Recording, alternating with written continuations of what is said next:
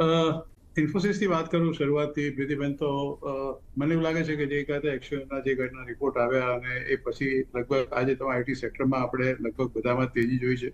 ઇન્ફોસિસ પણ આજે લગભગ 1-1.5% જેટલો ઉપર છે. આમ તમે જુઓ તો 1215 રૂપિયાનો એનો 52 વીક લો છે, વિચ ઇઝ આજે 1241નો ભાવ એ લગભગ એની તરફ જ છે. જ્યારથી આર્ટિફિશિયલ ઇન્ટેલિજન્સનું એક ભૂત સવાર થયું છે ત્યારથી મોટા ભાગના ટેકનોલોજી શેર અહીંયા પણ નહીં, અમેરિકામાં પણ લગભગ આ જ પરિસ્થિતિ છે અને લગભગ બધાના ભાવો ખાસા એવા ઘટી ચૂક્યા છે.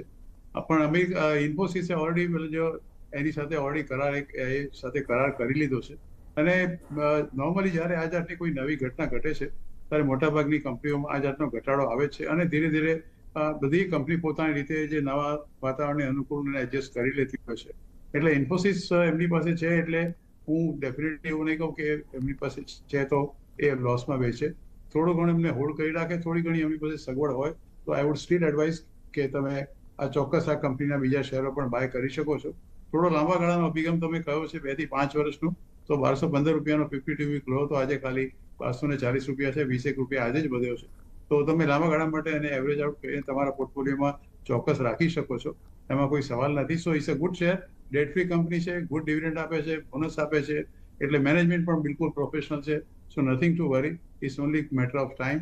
અને તમને જે તમે પૈસા જે અત્યારે તમે થોડા ઘણા લોસ દેખાય છે એ તમને ચોક્કસ રિકવર થશે. Same is